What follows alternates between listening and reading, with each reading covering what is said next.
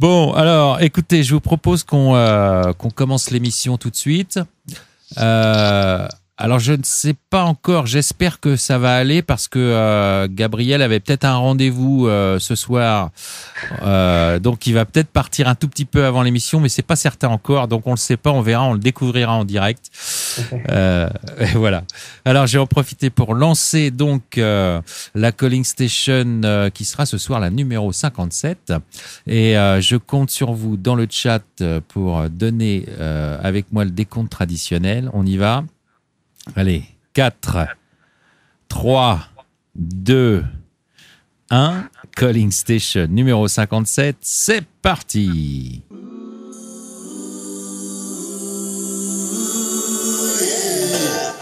Calling.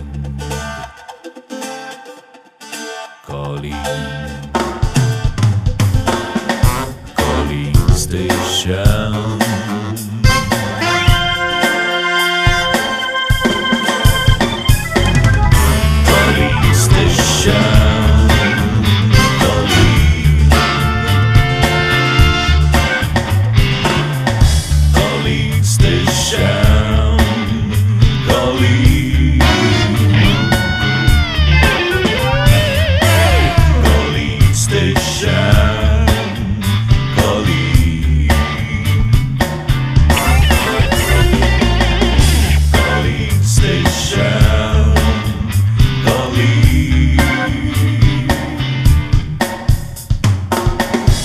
Voilà, Calling Station numéro 57, c'est donc parti. Bonsoir à toutes, bonsoir à tous. J'espère que vous allez bien, que vous avez passé une bonne semaine, que vous avez bien grindé. J'espère que vous n'avez pas trop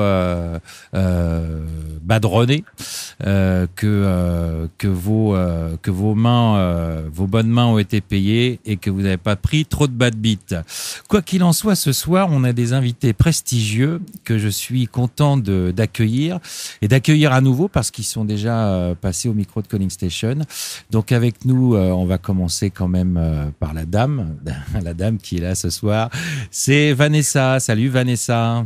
Coucou, bonsoir tout le monde. Et vous avez vu, comme dans la news, j'ai pas mis les noms de famille. On va essayer de tenter. Je pense que vous savez, vous l'avez reconnu, vous savez de qui je parle. Il y a un garçon qui s'appelle Gabriel aussi. Salut Gabriel. Bonjour. Tiens. Salut Gabriel. Et il y a un autre garçon qui s'appelle Eli. Salut Eli. Bonjour tout le monde. Voilà. Bon, Vanessa Elbuig, bien sûr, Gabriel Nassif et Élie Payan. Je suis Payan, pardon. Je suis content de vous accueillir encore une fois.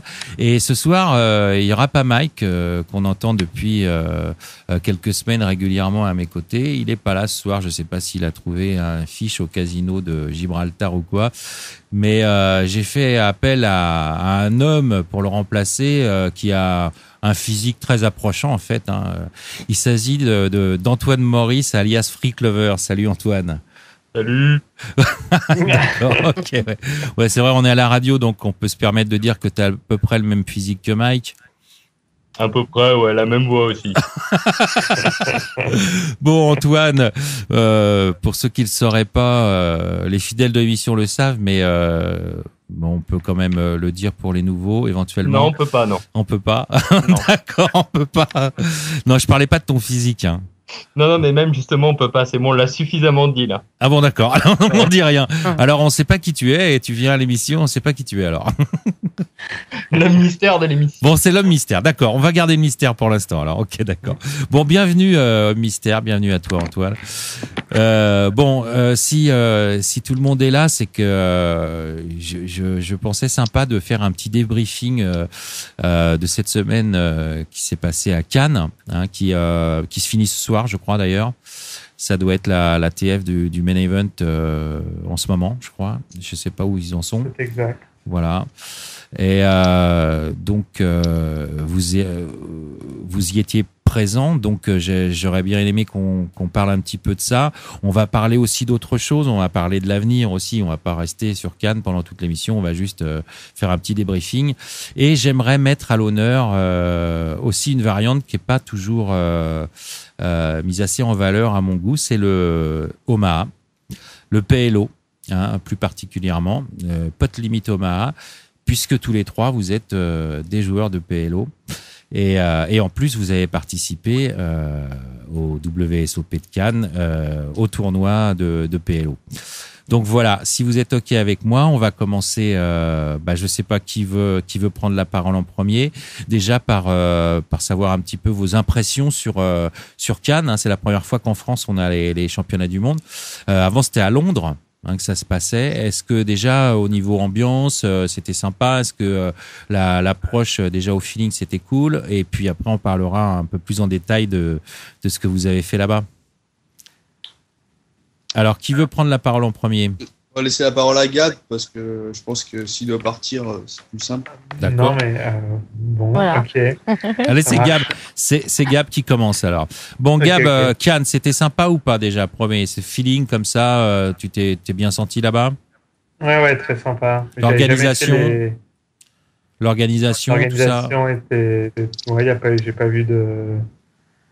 j'ai pas vu de choses mal se passer, donc j'imagine que ça s'est bien passé. Moi, j'avais jamais fait ce à Londres. Ouais. Donc je peux pas comparer par rapport à ça, mais à mon avis le lieu était bien mieux de ce que tout le monde en dit. Et c'est pas exactement pareil qu'à Las Vegas, mais vu que les tournois sont plus petits, mais Cannes très cool. Comme pour le Partouche, nous on avait loué une villa encore, et on était encore plus près, donc on était genre moins de 10 minutes à pied du casino. C'était top. Et non, c'est sympa. Les fields, ils ont pas grand chose à voir par contre. Ils sont beaucoup plus relevés qu'à Vegas. Mais alors, il y a moins de monde, ce que j'ai vu. Il y a quand même moins de monde, moins d'inscrits. Mais apparemment, le niveau a l'air bien meilleur. Hein. Ouais. Carrément. Bon, d'accord. Ça t'a posé un problème particulier, ça? Pas un problème particulier, mais bon, c'est plus dur de monter des jetons quand les gens jouent mieux en face. Quoi. Je sais pas, Non, mais non, voilà quoi. Bon, et t'as joué quoi toi là-bas? T'as fait quel event? J'ai joué le 2005 6 max no limit, le 1000 no limit du week-end. J'ai joué le 1005 PLO, le 3000 shootout et le main event. Et j'ai fait j'ai fait un jour 2 dans le main event et les autres tournois j'ai pas passé le premier jour. Donc moyen. Ouais, pour toi c'est rare d'ailleurs, hein. Toi qui es le spécialiste quand même des records de cash. Ouais, le spécialiste, je sais pas, cette année, c'était bien passé à Vegas. Là, c'est moins bien passé. J'ai passé peu de coin flip. J'ai perdu quelques coups. J'étais légèrement devant. J'ai pas pris des vraies horreurs, mais j'ai jamais gagné. J'ai pas gagné les coups clés, quoi. Ouais, d'accord, ouais. Ok. Donc, un peu compliqué. Ouais, bon. Vanessa, t'as joué quoi, toi? Bah écoute, moi j'en ai joué que 2. J'ai joué l'Omaha à 1007. Ouais, la dernière fois d'ailleurs dans Calling Station, on t'a eu au téléphone, t'étais en plein dedans encore, t'avais plus beaucoup. T'avais 8K, je me souviens, t'avais 8K je crois, ou 7 et 8K. Oui, après un petit coup malheureux, mais après j'étais bien remontée à 25. En fait, la moyenne était dans les 20 avant le dinner break. Et puis non. Et puis en fait, j'ai bust une demi-heure avant que tout le monde remballe son petit sac. 3/4 d'heure, un truc comme ça avant. C'est toujours un peu ennuyeux quand tu vas loin et que tu vois les autres remballer le sac. Toi, t'as juste eu le temps de bust. Mais bon, c'est comme ça. Hein. Bon. Et sinon, au niveau feeling... Sinon, Cannes, sympa. Voilà, c'est ça. Sympa, t'as passé quand même un bon moment là-bas. T'as trouvé que... Ouais. Par rapport... c'est vrai que Cannes, c'est quand même finalement plus attrayant que Londres. Pareil qu'il faisait beau, il nous disait, c'était, je sais plus si c'était Bruno Benveniste qui, quand on l'a eu. Il faisait super beau, ouais. Il disait ou c'était Philippe Corzat, je sais plus, qui nous disait qu'ils avaient été à la piscine carrément torse nu, quoi, au début de la semaine. Ouais, il faisait beau. Ouais. Surtout au début, on pouvait se baigner vers la fin. Il commençait à faire un peu froid pour la piscine, mais non, il a quasiment pas plu. Et... Ouais. Rien que pour ça, ça doit être mieux que tout. Ouais, c'est ça, à cette époque-là, quand même, c'est pas mal. Ouais. Bon. Ouais, bah moi, quand je suis arrivé, il flottait, quoi. Et toi, alors, c'est Antoine qui vient de parler, l'homme mystérieux, donc on sait pas pourquoi il est là, d'ailleurs. Hein. Mais donc, toi, t'as été à Cannes aussi. T'as joué aussi, non? Ouais, avec mon stylo, mon carnet. Ah bon? Alors, tu es quoi? Tu es journaliste, finalement, c'est ça? Non, mais bon, j'ai pas joué, non. Non, j'ai pas 10 000 € à filer. Mais ils ont besoin de dead money quand même, nos joueurs là. Mais pas la mienne. Tu pourrais faire un effort. Je sais pas. Ouais. Alors tu y étais. Je crois que tu étais resté à Paris. Ouais. Donc tu as été quand même sur la fin, quoi. Ouais. D'accord. Et en plus l'endroit, j'allais dire, est majestueux quand même, majestique. J'aurais bien voulu voir cette ambiance. Ça doit être quand même assez sympa de jouer là-dedans. Tu remarques pas, honnêtement, tu fais pas trop attention. Tu fais pas gaffe à ça, toi? Ah ouais. Non, pas spécialement. Ouais. Moi non plus. Ouais, concentré toujours sur le jeu. D'accord. La femme de douane, apparemment, faisait attention à ça, par contre. Ah bon? Non, mais Je savais pas qu'il était marié d'ailleurs. J'aime bien la femme. femme, une femme, il avait ouais. une copine.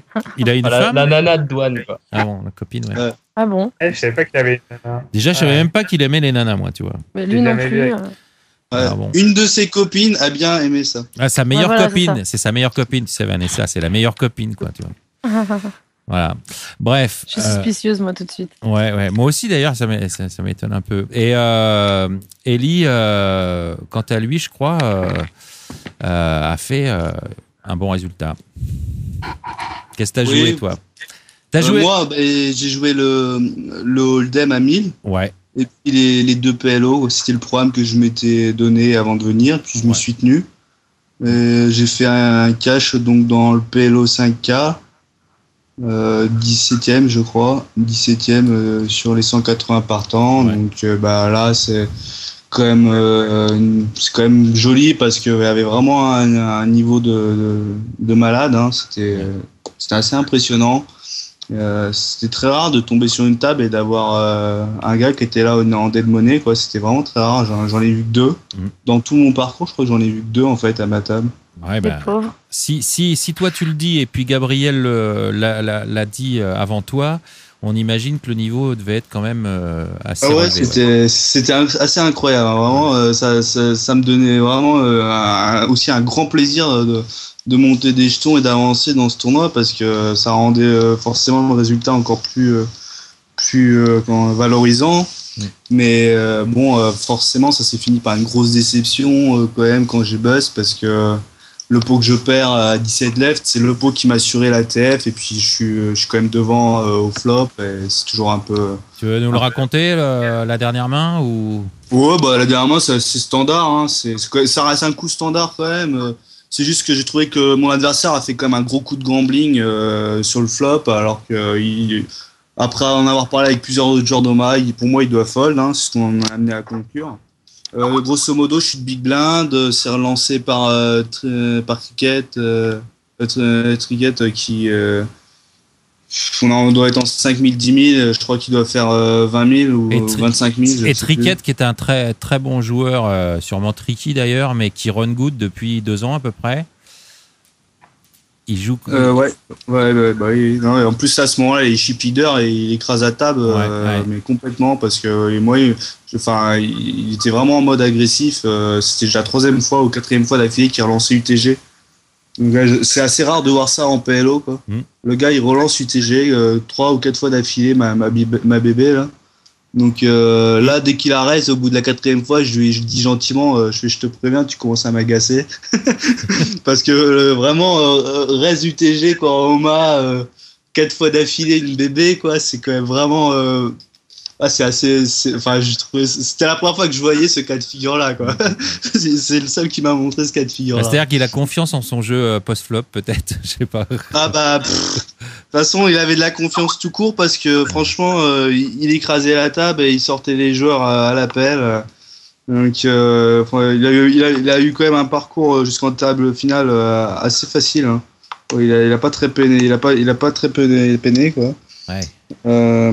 Après, c'est payé par comment il s'appelle celui qui a gagné. J'ai un trou de mémoire.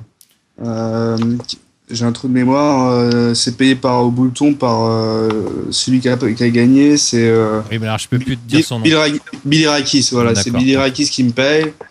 Le flop, il tombe valet 9 briques avec 2 trèfles. Moi, j'ai défendu avec As valet 9, As valet 9 5. Bon, c'est une main marginale, mais moi je défends. Et je touche top pair, top kicker et flush draw max. Et comme de toute façon je suis short, pour moi c'est le spot, quoi. Donc je mets pote, ça fait 35K je crois. Et là, donc Rickett il fold, et puis après il réfléchit parce qu'en fait à ce moment-là, Birakis il sait très bien qu'en fait il peut pas just call, c'est où il va engager le reste de mon tapis qui représente je crois 35 ou 40K derrière, ou alors il fold et il décide en fait de me repote, enfin de me raise all-in et de gamber le coup pour 70K. Donc là j'ai trouvé ça vraiment je trouve que vraiment c'est trop, le coup de gambling est un peu trop cher quand même. Si à la rigueur c'est un peu moins cher, mais là moi je suis vraiment pote et il me décide en fait au lieu de fold sa main de gambler à fond avec une rap de quinte, et au final il fait flush runner. Oui. C'est ce que j'allais demander, il a quoi lui en fait? Il a frappe de quinte en fait. Ouais, il a juste une rap de quinte hein, et donc, une backdoor flush donc. Encore s'il a les trèfles, j'aurais dit ok, mais il a juste rap de quinte à ce moment-là. Il sait même pas sur quoi il joue, il sait même pas. Enfin, je pense que vraiment le coup là, par rapport au montant des jetons qu'il a engagé sur le flop, et par rapport à ce qu'il avait engagé, qui était rien du tout, je trouve vraiment que c'était vraiment un gros coup de gambling. C'était quoi sa main exactement? Tu te souviens? La main exactement. Alors là, si tu veux que je la retrouve, faut que je retourne dans. Ah, c'est pas grave. Non, je m'en souviens plus exactement, mais il a vraiment une belle rap de quinte. Hein. Il y a rien à dire. C'est juste qu'il joue pas les trèfles. Il y a qu'un défaut, c'est qu'il joue pas les trèfles. Je crois que sa main, ça doit être. Ça doit être quelque chose. Ouais, je sais plus c'est quoi, mais je te dirais une bêtise. Là. Je préfère rien dire parce que. Non, faut que je la retrouve la main, mais il a une belle rap de quinte, c'est clair, mais il joue pas les trèfles. Et bon, j'ai trouvé ça un peu trop gambler de sa part, et puis voilà. Donc forcément c'est. Bon, mon résultat, j'en suis content parce que ça me permet de confirmer par rapport à CT mon bracelet. Maintenant, la déception a été grosse, quoi, parce que je suis encore passé à 2 doigts de faire une TF WSOP. Ah oui. Et, je sais que c'est le pot que si je prends ce pot-là, c'est sûr j'assure la TF et après je suis là pour le meilleur comme pour le pire. Mais bon, ça a été quand même un résultat mitigé, voilà. Après, dans l'ensemble, moi, les World Series, au niveau de l'organisation, moi, je trouve vraiment que c'est énorme. Ils ont vraiment fait au niveau organisation, ils sont vraiment carrés. Je pense que tous les Américains qui sont venus, qu'ils ont fait beaucoup de déplacements partout, enfin tous les déplacements qui ont été faits par les joueurs étrangers, fait que le bouche à oreille risque de ramener encore beaucoup plus d'étrangers. Alors oui, j'ai l'impression parce que bon, on en a parlé avec Bruno Benveniste la semaine dernière, et puis on a eu Jacques Eiffel, le directeur de tournoi aussi. Qui nous a dit que c'était formidable et que ça faisait du bruit aussi aux États-Unis. Ah ouais, non mais l'année prochaine ici ça va être full. Ouais. Et l'avantage c'est que ça va être full, et en plus de ça, je pense que ça va ramener un petit peu plus de dead money étant donné que forcément il y aura plus de joueurs. Ouais. Mais il est certain que ça va être vraiment full. Hein. Le bouche à oreille, il va aller très vite. Quand tous les Américains vont retourner là-haut, ça va faire un buzz. Je pense que l'année prochaine c'est full. Ouais, parce que là les Américains qui sont venus, c'était quand même les Sharks, quoi. C'est ça le problème. Ouais, c'est ça. Ouais. Voilà. C'est ça, tous les étrangers, c'était des tueurs. C'est ça, ouais. Il n'y avait pas de doute. Donc, ouais, bon, franchement, même dans la queue que tu faisais aux inscriptions, moi je regardais la queue, je me dis, mon Dieu. Ouais, ça va être terrible. Et alors que c'était le 1005 en plus, hein, Omaha, donc t'as compris le 5000, quoi. Ouais. Et déjà dans le 1005, franchement, pour un side, au secours, quoi. Oui, alors que bon, tout le monde le dit, à Las Vegas, bon, tous ces tournois-là, le field est quand même pas si relevé que ça. Il y a, évidemment, il y a beaucoup plus de monde, alors c'est aussi difficile de faire son chemin.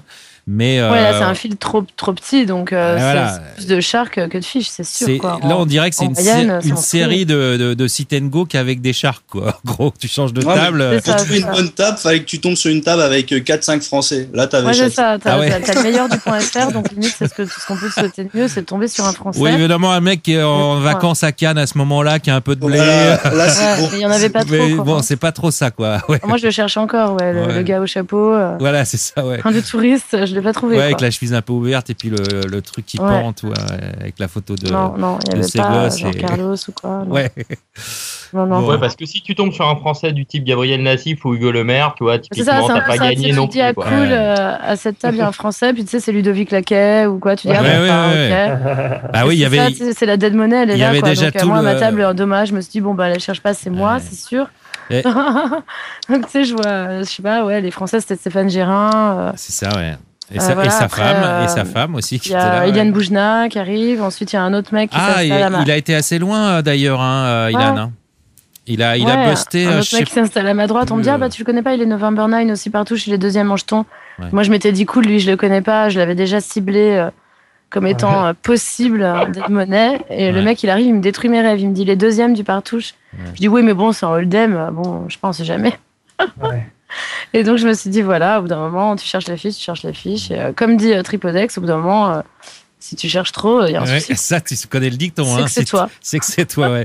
Ça, c'est mauvais. Au moins, ça, tu le sais, donc tu fais super gaffe. Non, mais c'est intéressant, justement, d'avoir des feeds aussi relevés aussi, quoi. C'est sympa à jouer aussi, quoi. Bon, évidemment, pas de dead money. En tout cas, pour l'ambition, aussi, et voir un peu. Moi, personnellement, en tout cas, j'avais envie de voir ce que c'était qu'un vrai fil d'OMA, vu que, franchement, moi, j'aime ça depuis le .fr, donc forcément, j'étais consciente quand même que le niveau du .fr n'était pas représentatif du tout de la moyenne mondiale, en tout cas, ni européenne. Donc, ça fait du bien. Bah oui, c'est clair, ouais. De voir ce qui se passe ailleurs. Bah justement, on va en parler du PLO. On va quitter un peu Cannes. D'ailleurs, tiens, en quittant Cannes, c'est vrai que tout près, il y a San Remo. Est-ce que il y a des gens qui vont y aller là parmi vous? Il y a le non. Il y a le PT. Il y va. Tu y vas pas, toi, Gab? Non. Ouais, d'accord. Non. Okay. Je pars aux États-Unis demain. Élie, tu y vas, toi? Oui, je vais à San Remo. Ah, tu fais le PT, d'accord, ok. Je fais pas le PT, je vais faire les sides parce qu'il y a vraiment, ils proposent des très beaux sides en Omaha. Ouais. Et en plus, tout le monde me dit que les Italiens, c'est des déglingos. Ah oui, carrément, ouais. Ça, alors, moi, j'ai envie de tester les Italiens en Omaha. Je pense qu'il y a moyen de se marrer.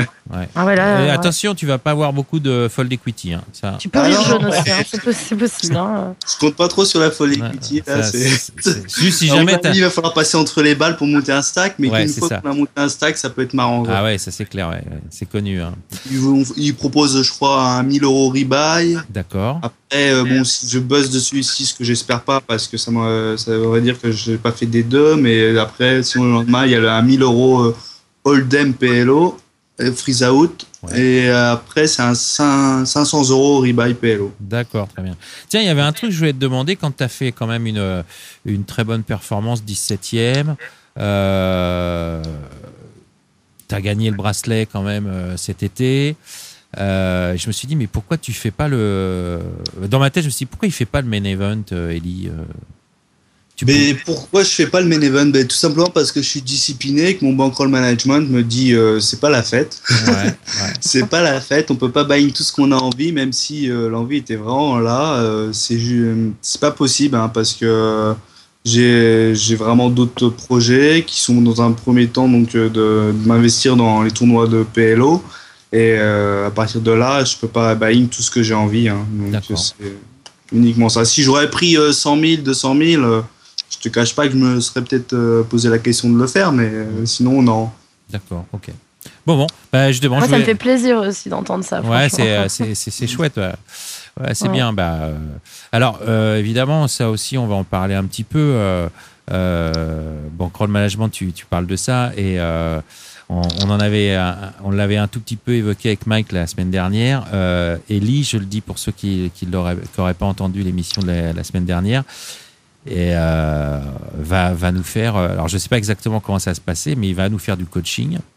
Alors, je ne sais pas si c'est par l'intermédiaire de vidéos, si c'est par l'intermédiaire d'un coaching en live. Je ne sais pas, est-ce que tu en sais plus que moi? Donc, au premier abord, je pense que ça sera par l'intermédiaire de coaching en live. En live direct, ouais. Okay. Voilà, direct en live. Après, il y a d'autres choses qui sont à redéfinir, je crois. Mais oui, je pense que ça sera du live. Bon, voilà. C'est génial. Alors, J'espère que les membres de Poker Strategy vont être un peu indulgents au premier coaching, parce que forcément, je pense pas avoir. Je suis en train de me renseigner, de m'informer de mon côté pour être, un bon professeur, entre guillemets. Ouais, le côté pédagogique. Parce que c'est pas donné à tout le monde, en fait, je pense, de réussir à avoir la pédagogie, d'expliquer simplement des choses qui nous semblent évidentes. Donc voilà. C'est vrai, mais rassure-toi, les gens t'ont déjà entendu, ne serait-ce qu'à Calling Station. Hein, c'est la deuxième fois, même la troisième fois, parce qu'on s'est parlé la semaine dernière très très rapidement au téléphone. Mais Les gens te connaissent un petit peu, je pense qu'il y aura de l'indulgence. Mais en même temps, les gens savent, et s'ils ne le savent pas encore, on va le dire, ils savent que tu as quand même décroché un bracelet, que tu as encore prouvé derrière que, bon là, tu nous as raconté le coup, si tu le passes ce coup-là, c'est quasi l'ATF assuré, et puis on ne sait pas où tu vas, quoi, tu vois. Voilà, les gens savent que le PLO, tu sais de quoi tu parles. Donc, il n'y aura pas de problème là-dessus. Après, le côté pédagogique, effectivement, bon, c'est autre chose. Mais je pense que c'est comme tout. Hein, soit ça va se faire naturellement, soit aussi avec l'expérience, tu vas... Oui, voilà, tout à fait. Je pense que ça va être... Et tu vas avoir des retours aussi. Attends, les gens vont te répondre quand tu peux leur poser des questions. Et puis, si tu leur demander ce qu'ils voudraient aborder comme sujet, etc. Ça, tu vois, il y a une interactivité aussi. Hein. Et donc, tu vas pas être perdu, voilà. Et puis il y aura des gens pour soutenir, dont je ferai partie d'ailleurs. J'espère être là ce jour-là quand tu vas faire ton premier coaching. Et puis plein d'autres gens. Non, t'inquiète pas. Non, il y a de l'empathie envers toi. Et puis surtout, bon, ton niveau est là, et je crois que c'est une très bonne chose pour tout le monde, quoi. Voilà. Donc t'inquiète pas trop. On va se débrouiller et ça va bien se passer. J'en suis à peu près sûr, quoi. Bon, alors donc la première chose dont tu vas leur parler, c'est le bankroll management. En tout cas, tu es l'exemple parfait, quoi. Parce que tu pourrais être le payé. C'est important, c'est la clé de la réussite, vraiment. Voilà. Si vous voulez exister sur le long terme, c'est la discipline et la rigueur. Il y a que ça de vrai. Bon, et sinon, c'était une question qu'avait posée Antoine, notre mystère de ce soir, qui est là finalement au micro, mais je vais la poser à sa place. Il l'avait posée dans le chat, enfin dans le thread de l'émission. C'est vrai, Elie, tu as commencé là. Est-ce que la triple Crown en PLO, c'est pour la fin de l'année, ou bien tu comptes encore profiter longtemps? Pour la fin de l'année, je pense qu'il faut se rendre à l'évidence que c'est impossible. Là, t'as EPT sans Remo. Ouais, mais il a dit qu'il le faisait pas. Il fait les sides. J'ai EPT sans Remo, puis il faudrait que après je fasse WPT Marrakech. Voilà. Et voilà. Et hop. Et t'enchaînes. Ça te prend 15 jours cette histoire. Ça te prend 15 jours et t'es peinard. Non, mais pour certains, ça semble évident, mais non. Je cache pas que effectivement, ça laisse rêveur, mais déjà, ne serait-ce que de regagner en fait un tournoi quelconque en Omaha, pour moi c'est déjà un de mes objectifs normal. Ouais. Mais c'est de loin le plus facile dans ma tête, mais quoi qu'il arrive, faire une triple Crown en PLO, ça se fait pas comme ça en quelques mois. Non, ça se fera pas en quelques mois. Après, sur le long terme, effectivement, c'est un de mes objectifs. Bon. Finalement, les coachings, Iti, bon. Alors, les coachings que je viens de lui demander. Bon, il est pas capable de faire un triple Crown en 15 jours, excuse-moi, mais bon. Bah oui, non, mais il est un peu feignant, je crois, hein, quand même. Hein. C'est vrai, qu'on est un peu déçu, là, quand même. Bon, bref. Tiens, à propos de coaching, Vanessa, c'est pour quand ta première vidéo? Ouais, non, c'est vrai, on y croit, hein, toujours, par contre. Mais j'en ai amassé, n'empêche, des bobines. C'est vrai? T'as filmé? Donc, je fais comme Prince. Est-ce que tu l'as fait en Super 8 ou en 16? Attention, c'est de l'art. Ouais, d'accord. Je vais peut-être faire moi-même la musique derrière, je sais pas. Bah oui. Je te ferai le mixage, allez. Et non, parce que je veux que ça soit carré, parce que merde, dire que gentil. Je veux que ça soit carré. C'est une bonne école. Non, voilà, ça fait 2 ans qu'elle est dessus. Donc ça va être super carré. Si tu veux, la première, elle va être monstrueuse. Bon, d'accord. Bon, c'est ça le problème, c'est que vous l'avez tellement attendu que du coup, maintenant, j'ai peur. Ça. On ne devrait pas que ça s'appelle l'Arlésienne, tu comprends? C'est ça. Voilà. Mais non, mais j'y crois toujours, hein, moi. Perso. Mais nous aussi, hein. Donc, c'est pour ça. Bon, ok, je te le redemanderai dans 3 ou 4 mois quand tu reviendras à l'émission. Voilà. Où tu en es de ta vidéo. Tu me raconteras que tu es en train de faire la musique. Et ça fait... Voilà, j'en suis. Voilà, c'est ça. Et que tu hésites encore entre plusieurs thèmes. Ouais, d'accord, ok. On va continuer sur le coaching vite fait quand même avec Gabriel, qui lui aussi est coach, qui lui a déjà produit des vidéos en revanche. Oui, par contre. Pas comme toi. Je les ai vues d'ailleurs. Tu les as vues, d'accord, très bien. Ça prend du temps déjà. Ah oui, de les voir, oui. Bon, Gab, moi j'ai vu récemment, je crois que c'était juste avant Cannes, que tu as gagné le high roller sur PokerStar. Allô, Gabriel? Et Gabriel n'est plus là. Ah. Ah, c'est ça, on l'entend plus. Ça veut dire qu'il est plus là. Est-ce que Gabriel a disparu? Il est toujours dans la conversation. Oui. Est-ce que Gabriel a disparu? Oui, il a disparu. On l'entend plus. Je ne sais pas s'il nous entend ou pas. Si tu nous entends, Gabriel, tu réponds dans le chat de Skype. Non, mais ça, c'est quand tu utilises des gros mots, quoi. Coach. Est-ce que des vidéos de coaching, hop, plus personne. Ouais, c'est ça, ouais. Bon, je sais pas ce qui se passe. Vois. Pourtant, il a l'air connecté. J'ai pas l'air d'avoir de soucis. Bon, on sait pas. On va le retrouver, j'espère, bientôt. C'est au téléphone et donc il évite de faire part de sa conversation. Ouais, je sais pas. Bon, enfin bref, on va voir.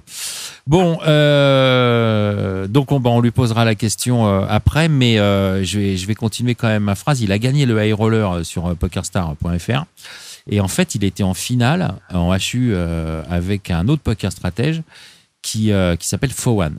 Et on le connaît bien, Fowan, c'est un gars qu'on suit depuis longtemps, qui a commencé en $2, $3, qui a monté ses trucs. Et il s'est retrouvé avec Gabriel, justement, en HU. Alors, c'était vachement sympa. Il n'est pas revenu par hasard. Voilà. Dans mes potes, je vais pas tarder, mais ouais, donc ça vous parlait de quoi? Ben, justement, j'étais en train. On comblait parce que je t'ai posé une question et tu avais disparu. Désolé. On parlait de toi, ouais. Donc, je disais que tu avais gagné le high roller récemment sur PokerStar. Juste avant Cannes, il me semble. J'ai fait... Ou tu as fait deuxième. J'ai fait deuxième. Voilà. Et tu étais en HU finale avec un autre poker stratège qui s'appelle Fowan, exactement. Ouais, voilà. Non, j'ai eu pas mal de réussites. J'ai fait deuxième de celui-là, deuxième contre Hugo Selem, Bob Ozer sur Wina. Voilà. Et alors, on était en train de parler de coaching avec Ellie et puis Vanessa. Et de vidéos, etc. Et bon, bref, je vais pas te résumer le truc, mais je me demandais si c'était pas envisageable éventuellement, mais c'est juste une suggestion comme ça de ma part, de faire une revue de session de ce tournoi, parce que bon, il y avait Fowan qu'on connaît bien, parce qu'il a démarré en $3 et c'est devenu quelqu'un de très gagnant en MTT. Et je me demandais si c'était pas possible de faire une petite revue de session ou un truc comme ça de ce tournoi. Je pense que ça peut le faire. En fait, j'ai pas record le tournoi, mais avec l'historique. Je vais être aux États-Unis, je vais pas pouvoir jouer, donc je vais avoir un peu de temps et j'ai envoyé une vidéo à Julien là de PLO en 1-2, qui est pas mal, je pense. Et il va peut-être mettre là, mais sinon, quand je serai aux États-Unis, je vais apprendre à bien me servir du replayer, etc. Et je vais sûrement soit celle-là, soit peut-être le high roller des Wina Series, soit j'ai 2-3 tournois où j'ai fait deuxième. D'ailleurs, j'ai fait le deuxième, genre, ouais. Donc, je pense je vais sûrement faire une ou deux des revues de session avec le manager des tournois que j'ai fait. Voilà, bon, cool. Bon, très bien. Bon, c'est super. Voilà. C'était une bonne idée finalement. Alors, on va voir ça. Et puis, éventuellement, on va pouvoir... Ouais, vas-y. Le heads up BS Mesmerize, là, machin, il est pas trop intéressant parce que j'ai commencé assez short et j'ai un peu mal joué, mais ouais, éventuellement, ce tournoi aussi, peut-être, je ferai un replayer. Ouais, et puis comme ça, on pourra avoir l'avis. Je sais pas comment ça pourrait se goupiller, mais si on avait aussi l'avis de l'autre côté de Fowan, qui lui a gagné le tournoi quand tu as fait deuxième, ça serait assez sympa, quoi, d'avoir sa vision des choses aussi. Ouais. Enfin, on verra ça. J'espère qu'on aura l'occasion, en tout cas, de voir ça rapidement. Bon, alors, une fois n'est pas coutume, comme je tiens 3 sharks là de PLO, j'avais envie de faire un petit peu de technique, sans être trop technique, mais quand même de parler un peu de main. Ça fera plaisir. Et de mettre à l'honneur, en tout cas, le PLO, qui est une variante, évidemment, que tout le monde aime ici. Et ça va changer un peu du Hold'em. On parle toujours du Hold'em, c'est bien, mais le PLO, c'est quand même un jeu formidable. Alors, je me suis dit qu'on pourrait parler, je ne sais pas si vous avez en tête, vous, des mains qui vous ont marqué, que vous avez joué ou que vous avez vu jouer, peu importe. Et j'aurais voulu faire une petite analyse comme ça, technique. Mais alors, ce qui serait bien, ce serait de ne pas dire le résultat des mains, de faire ça un petit peu street par street, quoi. Pré-flop, on a ça. Il se passe telle action, qu'est-ce qu'on fait? Et puis ensuite, le flop, c'est ça. Il se passe ça. Et comment on joue le coup? Ça vous va? Ouais, ça va. Moi, je crois que je vais devoir y aller, mais. Tu dois. Désolé. Alors, tu dois vraiment partir là? Ouais. T'as pas le temps de nous donner une petite main? Bah, si vous voulez, je commence. Alors, c'était une main. Ah oui. Ouais, c'est toi qui commences. Alors, c'est une main que Davidi a joué dans le 5000 PLO. Ouais. Qui commence avec 15 000, blinde 25-50, il me semble. D'accord. Ou 50-100. Bref, ça fait raise en début de parole. Non, excusez-moi. Lim 50 en début de parole. Lui, il raise au bouton avec valet 7-8. Ouais. Avec une ou deux suits. Sam Trickett call de petite blinde. Et ça fait 2 orbites qu'il joue. Et Sam Trickett n'a pas joué de couche, je crois encore. Donc, a priori, il a une main correcte pour coller hors de position. Le gars en début de parole call. Le flop vient valet 19 avec 2 cœurs. Donc, Davidi flop la straight du bas. Et il y a, on va dire, ça a limpé 50. Lui, il a fait pot de 225. Il y a genre 700 au pot en gros. Et Trickett, sur dame 19 de cœur, il lead avec. Soit moitié pot, soit 2 tiers pot. Peut-être qu'il fait 450. Attends, il a bien valet 7-8, c'est ça, Davidi? Valet 7-8 sur 9-10 dames. Donc il a. Ah, d'accord. Okay, ouais. Il est deuxième max. Ouais. Sam Trickett lead 450. Le premier gars passe. Voilà, quoi. C'est le début du cours. Et donc, déjà, il a une décision assez intéressante au flop. Je pense que. Voilà. Vanessa, tu fais quoi là-dessus, toi? C'est dame 19 et il y a quoi? Il y a 2 cœurs? Il y a 2 cœurs. Ouais. Et Davidi, il a rien, il a pas de cœur. Non, il a la straight. Il a 2 valets et la straight. Ouais. Et pas de redraw. Ouais. Moi, je pense que ça sent le sapin. Ouais. Mais bon. En même temps, l'autre joueur, il est super aggro, quoi, non? Je sais, il sait pas trop. Je pense qu'il a pas tellement joué. Il sait juste qu'il joue très bien, donc. Ouais, tout peut arriver, quoi. Donc en fait, il peut call, il peut éventuellement call pour bluffer derrière, il peut fold de flop, il peut relancer. Mais après, Davidi, il a le tapis pour just call. Il a 15 000 profond à ce moment-là. C'est le début de tournoi. Ouais, c'est le début. Ils sont hyper profonds. Ils ont quoi, 300 blindes là, c'est ça, un truc comme ça. Donc du coup, il peut lui coûter, il peut lui coûter peut-être un tiers de son tapis si ça va au bout. Mais... Après, faut pas que le mec il envoie 3 barrels, quoi. Ouais, c'est ça. Mais je sais pas ce que ferait Ellie. Ellie? Moi, je pense sur ce coup-là, c'est call. En fait, je pars du principe qu'en fait, je vais call déjà en espérant de la doublette parce que c'est clair que je pense être dominé. Et après, je pars aussi du principe que je vais le flush draw s'il rentre sur le turn, ça va me permettre peut-être de lui arracher le coup, quoi. Ok, donc Davidi il call. La turn c'est une bonne brique. Trickett il mise encore. On va dire il y a quoi? Il y a 1600 au pot. Je crois il doit faire 1000 et quelques. C'est une brique la turn. Ouais, une vraie brique, quoi. On va dire un 4, un 9 sous 4. Ouais. Et il lead 2 tiers du pot à peu près. Il lead 900 ou 1000, on va dire, dans 1006.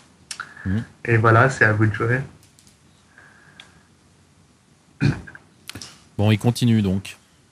Ouais, de toute façon, c'était sûr qu'il allait continuer s'il n'y a pas la couleur qui rentre. Alors, quand t'as collé, tu savais qu'il allait continuer. Qu'est-ce que tu fais? Je crois qu'il fait pas trop cher en fait. Excuse-moi, je crois qu'il fait à peu près moitié pot au flop, donc 400-450. Et au turn, il fait encore, il me semble, moitié pot. Il fait pas très cher. Sur moitié pot, je paye. Hein. Franchement, c'est payé. Ouais. Chez moi, c'est payé. C'est payé. Ça ressemble quoi à une quinte avec un redraw flush, non? Bon, maintenant, voilà, je pense que vraiment que Trickett, il a vraiment une main et je pense même qu'il a une amélioration. Donc en fait, ça reste vraiment très dangereux parce que ce coup-là, même si en fait tu touches les cœurs, c'est même pas dit que tu puisses bluffer les cœurs. Ouais, c'est ça. Ouais. Le risque, c'est d'aller bluffer la main qu'il a, quoi. Ouais, c'est ça. Ouais. Ça se trouve qu'en fait, mais c'est le problème, c'est là, c'est peut avoir flop nuts et en plus avoir amélioration. Donc maintenant, c'est à ce moment-là, sur le turn, tu dois avoir vraiment une décision en train de te dire si vraiment t'es pas en train de subir un free roll, quoi, et te dire que peut-être que tu pourras même pas bluffer si ça tombe. Mais si tu flat call comme ça, t'es obligé de payer la rivière s'il y a une brique. Ça dépend ce qu'il met quand même, non? À la rivière, franchement, s'il continue, moi, c'est à mon avis, je passe. Je contrôlerai pas avec Broland sur ce coup. C'est ce que je pensais à 2 barrels, mais pas 3 chers. Je ne contrôle pas, c'est clair et net. Non, d'accord. Et donc, donc Davidi, il call. River, c'est un 8. Donc là, si tu as juste valet 10, valet dame, valet tout, tu as une quinte. Ouais. Ça fait... Parce qu'il y a 8, 9, 10, dame, 5, et les cœurs ont raté. Et là, Triquette, il fait pote. Oui. Voilà, ça pue. Hein. Ça pue, ouais. Ouais. Bah, ça sent le mec qui, en tout cas, il te fait croire à Roi Valet depuis le début, mais franchement, ça, il l'a sûrement, quoi. De toute façon, là, il peut avoir que ça ou rien, hein, de toute façon, ou il peut pas mettre pote avec un brelan. Ouais, de toute façon, sur ce coup-là, le call, s'il le fait, il est borderline. Alors, s'il va coller sans vraiment savoir où est-ce qu'il en est, et moi, je sais que sur le long terme, ce genre de move, je vais passer. De toute façon, tu calls en te disant qu'il bluffe, clairement, c'est un semi, enfin, c'est forcément un semi. Ouais, mais ça restera un call borderline. Tu bats pas grand-chose, de toute façon, non plus. Mais bon, il est un peu en free roll, Triquette, parce qu'il sait que Davidi, a priori, n'a pas Roi Valet, donc il peut se permettre de poter avec, même s'il a juste la petite quinte. Bah, Davidi peut avoir Roi Valet avec tirage cœur, là, il est mal, quoi, mais bon. Ouais. Puis Davidi, il a 2 valets. Ça serait pas de bol non plus, quoi. C'est pas... Ouais. Et qu'est-ce qu'il fait, Davidi River, il call? Davidi, il call, et Triquette, il avait Roi Valet. Il me semble qu'il n'avait pas trop de redraw, il avait... Et il a pas les cœurs non plus. Non, je crois qu'il a juste 3 valets, je sais plus quoi avec, mais pas genre... Parce que ouais, on aurait pu croire qu'il allait bêter plus à la turn, du coup. Et c'est pour ça qu'il a misé petit, pour contrôler aussi un petit peu, peut-être. Mais non, mais son bet river, il est complètement bien joué, parce que s'il continue à la river de faire un bet sensé, qui est pas de cher, qui fait moitié pote ou 3/4 pote, là, c'est parti. Oui, ça se trouve, Davidi, il colle pas un value bet, enfin un value bet pas cher, et il colle le pot. Oui, parce que les gars, ils sont en train de se level là. Forcément, il va représenter un arrachage à la river. Ouais, donc forcément, s'il se level, le raisonnement de Davidi, c'est ça, c'est de le call. Moi, je pense que sur ce coup-là, il est dangereux. C'est pour ça que ça va être un call borderline, et je vais préférer abandonner le coup, parce que sinon, ça va me coûter vraiment cher. Bon. Voilà, moi c'était ma main. Désolé, merci. Cana 54, apparemment elle était assez nulle, mais bon. Et merci à Davidi. Merci Davidi. Merci à Davidi pour la main aussi. D'avoir call river, parce que comme ça au moins on sait ce qu'il avait en fait. Bon, Gabriel, merci d'être resté. Je sais que tu as rendez-vous, alors vas-y, tu peux te sauver. Ciao, merci. Bonne soirée. Salut, salut. Et bon vol, Gab.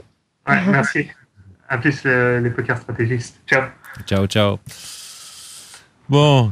Ouais, finalement, c'était un peu délicat cette main. C'est vrai que bon, il va lui bête depuis le début en fait. Sam Triquette, c'est tout. En fait, comme je dis à la river, si le call c'est un call borderline, pour moi c'est vraiment trop risqué quoi. C'est folle chez moi, c'est sûr. Surtout qu'en plus ce genre de move, même moi ça m'arrive de les jouer contre d'autres joueurs. C'est-à-dire je vais value flop turn pas cher. Et à la river, t'envoies le gros barrel pour que ton adversaire il croit qu'en fait t'étais en carnaval sur un tirage que t'as loupé. Un tirage que t'as raté, c'est ça, exactement. Ouais. Sauf qu'en fait, non, t'as la note depuis le début, et puis là, il te contrôle et bam. Ouais, c'est bien joué ça, ouais. Bon, super. Et vous en avez une demain dans vos têtes à vous qui vous revient, un truc que vous avez vécu ou pareil Tu veux encore faire des auditeurs, Iki ou Ouais. Non, mais la technique là en PLO. Ben c'est sympa, non, le PLO, pour une fois, parler de PLO technique à la radio, ouais. On a fait 57 émissions et on n'en a jamais fait. Ouais. Non, mais on peut parler on a Gabriel Nassif, on a Vanessa Elbuy. Gabriel. Ouais, on avait en tout cas. Et on a Ellie qui est champion du monde de PLO. Si on parle pas de PLO, moi je veux bien. Mais bon, après, c'est chacun son truc. Mais un sondage dans le chat. Qui pour encore de la technique? Non, c'est pas comme ça que ça marche. Laisse-moi faire l'émission. Laisse-moi faire l'émission. Non, ça va quand même intéresser, crois-moi, beaucoup de gens. C'est vrai que c'est moins populaire que le Hold'em, mais c'est pas une raison pour parler uniquement de Hold'em. On peut quand même de temps en temps parler de PLO. Enfin bon, moi je trouve que c'est tellement une variante intéressante que ça vaut le coup, quoi. Puis si ça fait découvrir le PLO à d'autres joueurs, c'est pas plus mal. Si vous n'avez pas une main qui vous revient, je peux vous en donner une, moi, qui est un peu bizarre. Elle est très bizarre, cette main. Une main bizarre, allez. Ouais. Et alors, ça a été joué par un coach de poker stratégie, justement. Et elle est vraiment hors du commun. Je sais pas ce que... Enfin, bon, bref. Je sais pas ce que vous en pensez. Alors, je vous donne... Alors, c'est du cash game, là, par contre. C'est pas en tournoi. Alors, Hero, c'est du short-handed PLO 100. en short-handed, hein, donc il est milieu de parole au hijack, et il a As-10 de trèfle, et roi de cœur, et 3 de carreau. Ok. C'est quoi sa position, excuse-moi? Alors, il est au hijack. Il est au hijack, il est middle position. UTG, il va fold. Et donc, il est juste à côté. Il y a 6 joueurs à table. Et les stacks, je vous donne les stacks avant quand même. Les tapis, ils sont deep. C'est ça qui est important quand même. Lui, il a 240 €, c'est du PLO 100, donc il a 240 blindes. Il y aura 3 joueurs dans le coup. Il y aura Cutoff qui a 322 blindes, 322, donc ils sont deep. Et il y aura la small blind qui a 130 de tapis. Donc il a un peu moins, mais il est voilà, ils sont tous assez deep quand même. Donc As-10 de trèfle, roi de cœur et 3 de carreau. Donc il ouvre first in, 3 BB5, 3,50 €. Le cut-off, le call, le bouton fold, et là à ce moment-là la small blind se réveille et envoie une grosse patate, il squeeze tout le monde à 15 €. Alors le seul truc qu'on sait sur la small blind, on n'a pas beaucoup d'informations parce que ils ont joué 72 mains ensemble, c'est pas énorme, c'est pas mal mais c'est pas énorme, et le gars est plutôt assez tight, il joue 15-10 quoi. En gros, et en 3 bêtes, il a 3,8% de 3 bêtes, qui est assez important quand même, mais bon, c'est pas. Je te dis, il y a que 72 mains, donc bon, c'est pas énorme. On n'a pas plus d'infos que ça. Alors que pré-flop, vous faites quoi? Fold? Moi, c'est fold, hein, c'est turbo fold. Voilà.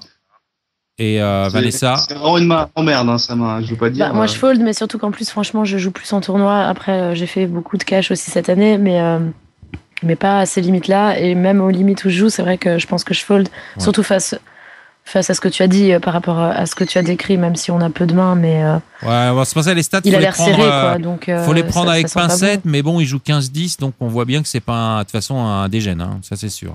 Ouais, voilà, il va surtout jouer ses trèfles, quoi, là, le gars, disons. Non, puis en plus de ça, le coup, il a été collé. Il est même pas le dernier à parler. Hein, et le coup, il a été collé, c'est ça par. Il a été collé par le cut-off d'abord, et après lui il squeeze. En small blind, donc hors de position. Ça se trouve qu'il va arriver sur le flop à 3 joueurs, et là, c'est pas bien, quoi. Il est même pas sûr d'avoir la position sur le coup, quoi. Voilà. Non, mais moi, je fold, déjà, c'est sûr. Ok, fold. Bon, moi, j'avoue que j'aurais foldé aussi. Mais bon, si je vous raconte la main, c'est que ça s'arrête pas là. Oui. On s'en souvient. Allez, c'est parti, vas-y. Alors, alors c'est dommage qu'il soit pas là parce qu'il nous aurait donné son raisonnement.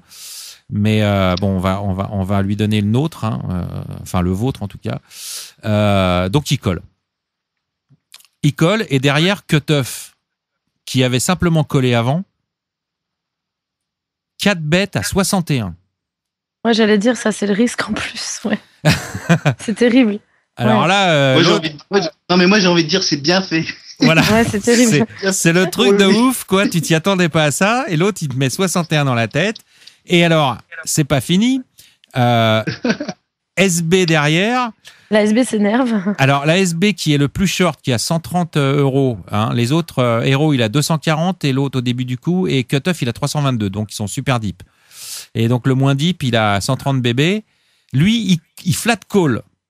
Il colle. Alors ça, je comprends rien du tout. Hein. Je sais pas ce qu'il peut avoir là-dedans. Je sais pas ce que vous en pensez. Même moi, je fais pas. Là, il a mis la moitié de son tapis. Il a pas raisé. Alors je sais pas, on se dit mais justement alors là il a quoi, parce que s'il a les as, il a les as ou les rois, il a peur d'un board 6 7 8. Non, mais il y a pas les as. Hein. C'est pas possible qu'il ait les as, sinon il met all in tout de suite, il a plus rien derrière. Ouais. Il lui reste quoi, 60? Il peut avoir les rois peut-être. Ouais, mais alors ça veut dire que de toute manière, il a comme plan de pouvoir fold au flop, ce qui est déjà assez bizarre. Quoi. Ouais, c'est curieux, ce call, il est encore pire. De toute façon, il se laisse une porte de sortie, je sais pas. Bon, là, moi, à mon avis, il a pas les as, c'est impossible. Avec les as, tu te mets all in tout de suite. Ça, c'est sûr que c'est impossible. Impossible, ouais. a roi, je sais pas quoi. Ouais, mais roi, tu fold, non, là-dessus, non, quand tu prends. Enfin, je sais pas. Oh, mais en fait, je vois aucune main qui just call. Parce que t'es pas deep, toi. Lui, il a 130 BB, mais les autres, ils en ont 300 et 240. Donc, il peut pas. Je sais pas avec quelle main tu peux just call, quoi, disons. Il a aucun move à faire, quoi. Il peut rien bluffer, il peut rien faire. Il est trop short, là, maintenant. Et maintenant, le mec au hijack. Et alors, donc héros. Bon, le mec qui a simplement call, c'est pareil, il y a 72 mains sur lui, il joue 28-8. Donc c'est déjà un autre style. Hein. Il joue dans beaucoup de pots, lui. Et c'est 28%. Bon, il joue déjà beaucoup plus de choses. Mais il a seulement 2,8% de 3 bêtes. C'est-à-dire qu'il est assez serré sur les 3 bêtes. Donc bon, définitivement, il n'a jamais les as là-dedans. Hein, on est tous d'accord. Et héros, donc call. Non, mais là, c'est pareil. Hein. Moi, perso, c'est refold. Ouais, c'est refold. Ellie, il fold encore. Non, mais c'est refold. Mais oui, mais je comprends pas. Il veut quoi? Il veut juste voir toi des trèfles. Je sais pas ce qu'il veut voir. S'il pédale juste des trèfles pré-flop, je trouve que c'est pas très bien joué, quoi. Parce que moi, je refold ce main-là. Parce que, non, mais au final, son range c'est la quinte max, quoi. Son range de main, il est forcément dominé, quoi. Sa range de main, là, elle est forcément dominée, quoi. Il va juste jouer le tirage trèfle max, quoi. Bon, alors là, moi, il est dominé. Ouais, bon, alors, voilà. Ok. T'es d'accord, Vanessa, toi aussi, là-dessus? Oui. Bon, ok. Alors, bon, là, on n'a pas vu de carte encore. Le flop n'est pas arrivé. Maintenant, ce qui reste à Small Blind, c'est 64 €. À Héros, c'est 166 et à Cutoff, c'est 261. Bah, le pot, il fait déjà 137, enfin, je sais plus quoi. Il est plus gros que le tapis de départ de celui qui avait 130 BB, quoi. Il y a 150 BB, un truc comme ça. Je sais pas exactement le compte. Hein. J'ai pas l'historique de main. Je vous dis ça comme ça. Il fait 138, en fait, je crois, le pot, si je calcule bien, ouais. Enfin, il est énorme. Qui va parler aux oiseaux, quoi. Alors là, et on n'a pas vu de carte. Donc, bon, on sent que là, ça va faire mal. Ouais, c'est sûr. Bah oui, c'est le problème, c'est ça, c'est qu'après, tout ce qui vont toucher au flop, ça va aller au milieu. Ouais. Alors, le flop, il arrive. 4 de carreau, 5 et 7 de cœur. Oh là là. C'est pas trop leur range, hein. Alors bon, héros avec son As-10, Roi 3, c'est pas terrible, hein. Et il n'y a pas de trèfle en plus. Alors, ce qui se passe à ce moment-là, donc parole à la Small Blind, hein, qui parle en premier. Small Blind qui lui reste 64 lui seulement, dans un pot de 138, je le rappelle. Bon, tout le monde attend qu'il se mette au lead, mais il check. Bon, alors c'est à vous de parler, qu'est-ce que vous faites? On fold. Voilà. Une troisième fois. Il reste plus. Je dis qu'on fold. Mon mec.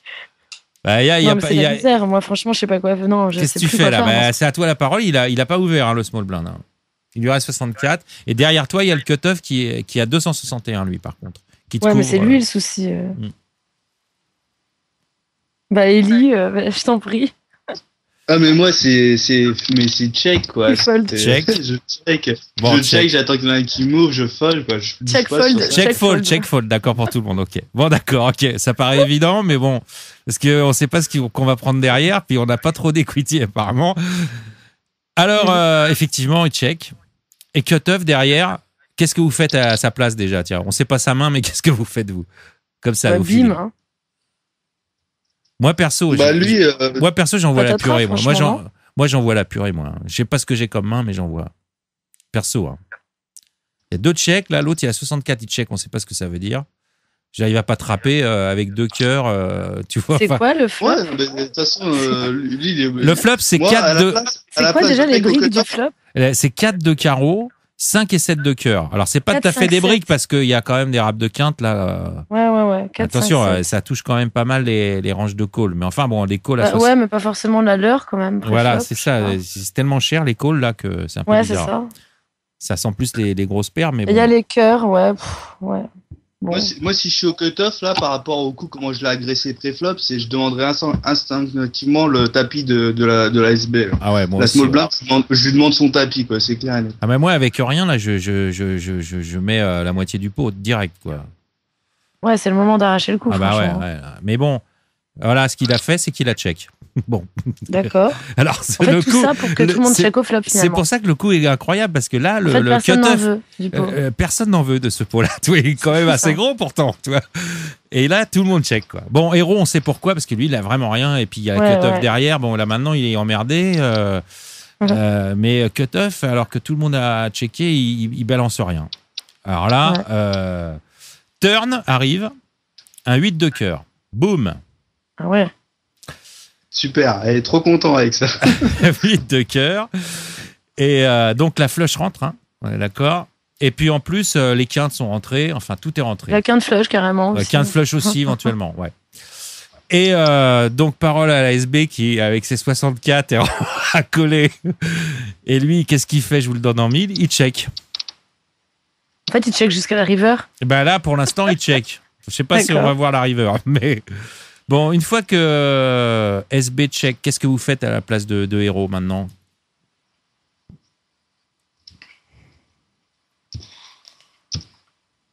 Moi, j'ai vraiment envie de dire... En fait, là, sincèrement, on joue face à des joueurs qui sont très, très médiocres. Oui. Alors, comme ils sont très, très médiocres, ils sont capables de call avec n'importe quoi. Mais moi, je suis pas dans ces emmerdes-là depuis le début et c'est vrai. En fait, nous, on recheck fold. Ouais, depuis le début. Mais franchement, là, c'est vraiment un coup, quoi. Il n'y a pas une opportunité, là, quand même? Non, parce que c'est vrai qu'honnêtement, là, il y a risque de... le gars, il veut voler le coup. Moi, franchement, je pense que c'est tentable, mais... Enfin, c'est tentant, il y en a, mais ils sont plusieurs dans le coup, et honnêtement, c'est pas sûr qu'il soit pas call par dame de cœur, quoi. Enfin, honnêtement, il est pas à l'abri, quoi. Ouais. Il est pas à l'abri d'être call par deux espèces de cœurs qui traînent. Bah, l'autre, s'il a la flush derrière, il va coller, ouais. Même une petite flush.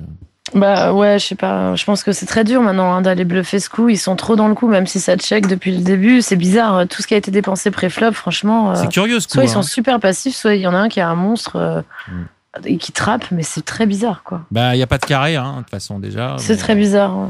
Donc, au pire, c'est le mieux qu'il a, c'est au flop, c'est un brelan. Hein, et puis une quinte. Ouais, bah, je sais pas, pourquoi pas brelan avec tirage cœur. Un mec qui se voit super bien et qui se le plaît, mais c'est très bizarre. Ouais, c'est curieux, ouais. Je sais pas, ouais. Donc, tous les deux, vous checkez? Donc, moi, je recheck fold. Bon, ok. Et pareil pour Ellie? Super move. Ouais, non, mais complètement, parce que là, je me rends compte que de toute façon, je suis face à des joueurs niveau complètement moyen et ils sont capables de me contrôler ce coup-là parce qu'ils n'arriveront peut-être pas à lâcher une ouvert-paire qu'ils ont en main, c'est possible. Hein, celui qui en a un qui a les dames, à mon avis, il est capable de just call. Enfin, non, mais. Ah ouais, tu vois, les rois, moi, c'est pareil. S'il y en a un qui a les rois en main, il va call. Hein, il ne saura pas du tout où il en est, mais il collera. Quoi. Bon, alors, je vais vous dire ce qu'il a fait. Et moi, j'aurais fait comme lui, donc c'est-à-dire que j'aurais pas joué comme vous, mais je suis content que vous me le disiez parce que vous êtes meilleur que moi. Et ouais, non, il a mis all-in, ouais, direct. De toute façon, all-in, il est quasi son tapis, hein, de toute façon. Donc il a mis all-in, il est payé. Alors vas-y. Eh ben non. Et il est payé 2 fois. Et non, il est foldé 2 fois. Oh là là. Et tu vois, nous, on se serait fait. Et ben moi, j'aurais gagné le coup pareil que lui. Bon, je serais jamais rentré dans le coup avec cette main-là, hein, mais. Mais là, je vois pas pourquoi le mec au cut-off, il check derrière le check. Tu vois, et en plus, la SB qui recheck, il a vraiment rien, lui. Bon, de toute façon, c'est pas des bons joueurs, c'est évident. Mais on comprend rien quand même de ce qu'ils ont. Ouais, mais au moins, ils savent fold. Donc, c'est déjà une info, quoi. Parce que c'est vrai que nous, on le voyait plutôt genre check passif, mais plutôt station quand même. Enfin, passif station. C'est ça le danger. Alors qu'en fait, ils savent folder. Donc, finalement, ça vaut le coup d'avoir fait ça s'ils peuvent folder, quoi. Mais il y a peut-être il a quand même eu de la chance, sûrement, qu'il n'y ait pas de cœur en face, quoi. Bah ouais, mais c'était le moment d'arracher le coup ou pas. Il était beau quand même, le pot déjà. Bon, moi je sais que j'aurais fait ça d'instinct, mais ça veut pas dire que c'est vrai qu'il y a tellement de passivité que ça doit titiller, hein, c'est sûr. Voilà. Mais moi j'aurais eu trop peur d'entendre call par un brelan, t'as même pas une paire, là. Hauteur 10. T'as même pas une paire, je crois. Ouais. Enfin bon, bref quoi. Ouais. Et tu vois que le coup se gagne SI et ce serait drôle, quoi. Franchement, c'est couillu et c'est à payer, donc voilà. Ouais. Mais franchement, ils sont tellement passifs que je vois pas trop. Le pot, il est quand même vachement alléchant. Bon, ça te fait quand même. Si tu perds le coup et que t'es collé, ça te fait quand même au départ, tu perds presque 300 bébés quand même. Parce que t'as 260, je crois, au départ, un truc comme ça. Bon, c'est quand même chaud. Mais t'as quand même investi la moitié là déjà. Hein. Pas loin, enfin pas tout à fait, mais...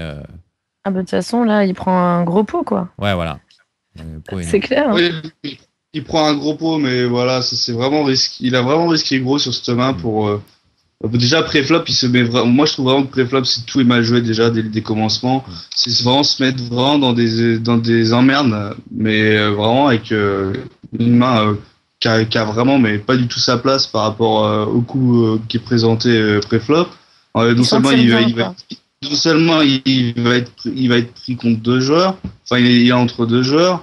Il est squeeze, ce range de main fait que par rapport à ses adversaires, il est forcément dominé.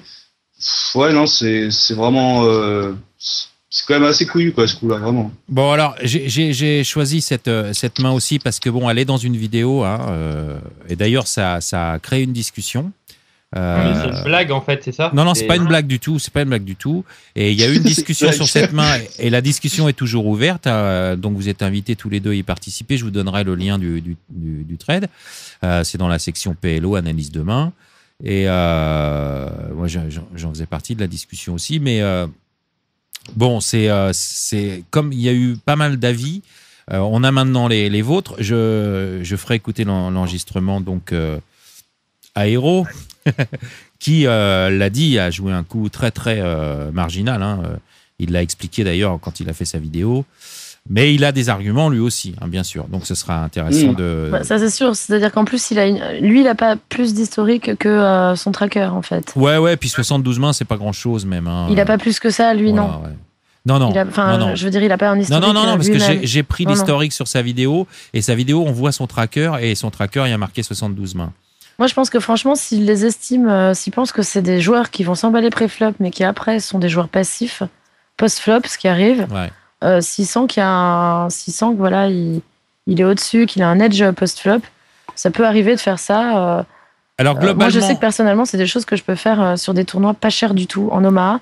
Tellement je sais que des fois, je fais des calls horribles hors position parce que je sais que toute la table va call et que derrière, post-flop, ça va faire n'importe quoi. Ouais. Mais je me dis, avant de faire ça, faut suspecter un edge assez important, et c'est possible qu'il l'ait senti sur les coups d'avant. Quoi. Ouais, voilà. Mais lui, globalement... Et si t'as un edge post-flop, tu peux te permettre peut-être plus de pseudo-erreur pré-flop, je pense. Ouais, globalement, au départ, il call simplement le 3-bet parce qu'il sait que l'autre, il n'a pas les as. Ou s'il a les as, au départ, il a les as, il se dit, bon, moi, je peux le suck-out avec deux paires, je suis bon. Parce que, oui, je pense qu'au départ, est-ce qu'il se dit pas juste que le cut-off va just call, quoi, qu'en fait, il va pas s'emballer en 3-bet, il n'a pas des gros pourcentages de 3-bet. Mais après, le call du 4-bet, moi, j'ai toujours pas compris. Mais bon... Après, il sait que quand l'autre call simplement, il sait qu'il a plus les as maintenant. Ça, c'est sûr que c'est plus dans sa range. On est tous d'accord d'ailleurs, tous les trois.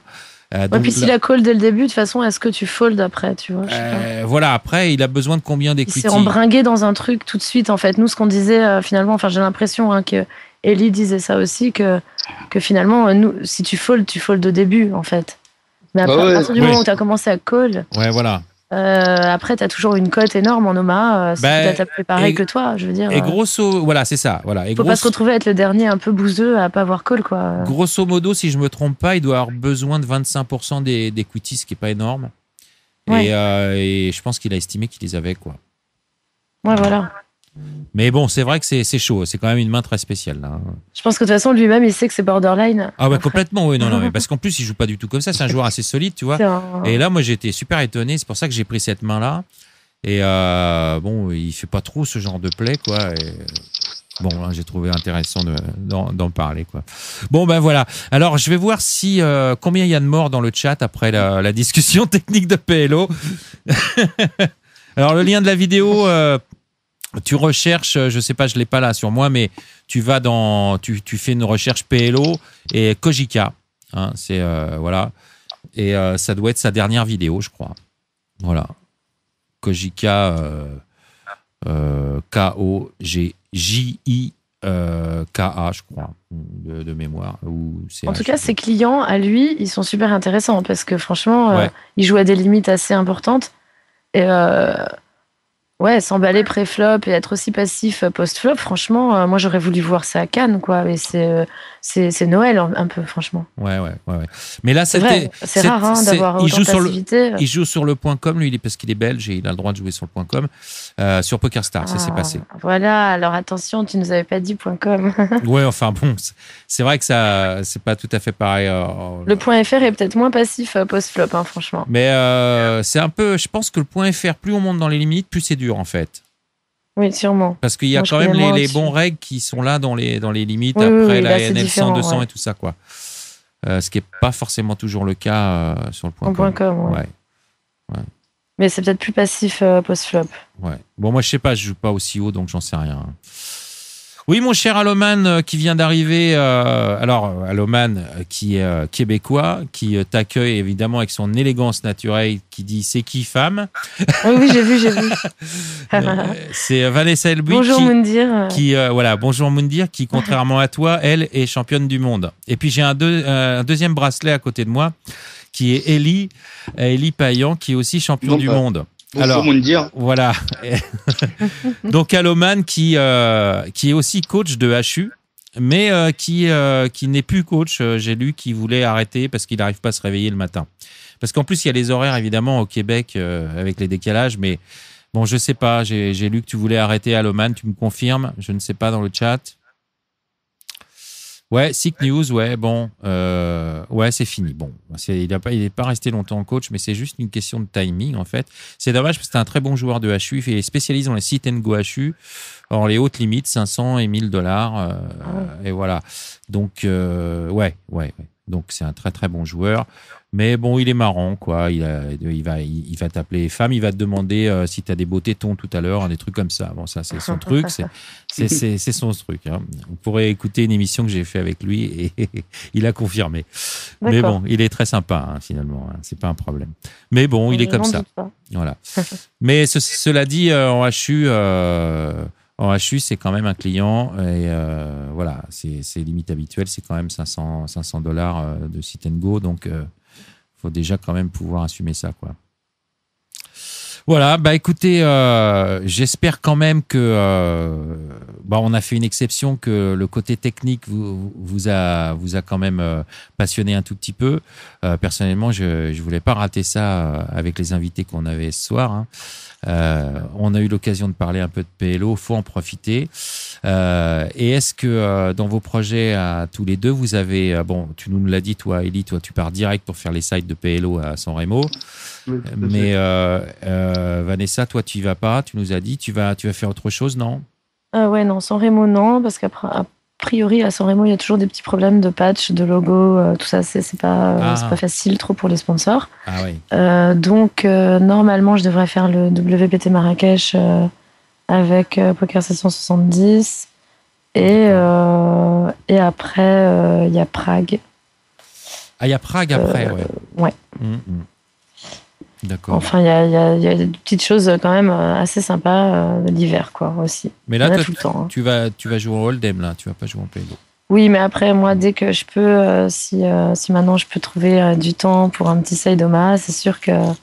Enfin, petit, tout est relatif, hein, parce que... Oui, enfin, oui. C'est vrai que c'est quand même des sommes, mais c'est vrai que je vais tout de suite choisir ça quand j'ai le temps, on va dire, que ce soit parce que j'ai bust ou que ce soit parce que je suis arrivée avant ou quoi. J'essaye de faire des sides maintenant, soit Omaha, soit Ladies, en fait. Et tu continues sur le .fr à jouer en PLO? Ah oui, bon, quand même. Je joue beaucoup en PLO, ouais. Mais sur tous les tournois ou tu fais du cash aussi? Je fais un peu les deux, comme je voulais... ça date que de cette année, moi, cette nouvelle passion, on va dire, donc... je pense que quand même pour apprendre l'Omaha, il fallait passer par le cash, même si à la base, moi, j'aime pas ça. Mais ça m'a plu parce que c'est de l'Omaha, justement. Je pense que du coup, j'arriverai plus du tout à jouer en cash hold'em. Mais ça va parce que c'est de l'Omaha, ça me plaît. D'accord. Bon, super. Moi, je t'ai croisé sur les tournois, mais je savais pas que tu faisais du cash, en fait. Ouais. Après, je fais des mix aussi parce qu'il y a ce format un peu spécial sur certains sites. Mais et que c'est toujours un peu rigolo parce que tu tombes encore sur des gens qui jouent pas la partie Omaha et qui jouent que la partie Hold'em, donc c'est assez marrant. Oui. C'est donc, même d'ailleurs un gros pourcentage du film. Ouais. Mais voilà, c'est des formats un peu particuliers, mais c'est vrai que moi j'aime bien. Ouais, mais c'est sympa ces formats mixtes comme ça. Ouais, ça change. Et d'ailleurs, à propos de format mixte, il y a quelqu'un qui a fait le split? Non, il n'y a personne qui l'a fait à Cannes. Ah non. Il était beau ce tournoi, mais il était hors de prix.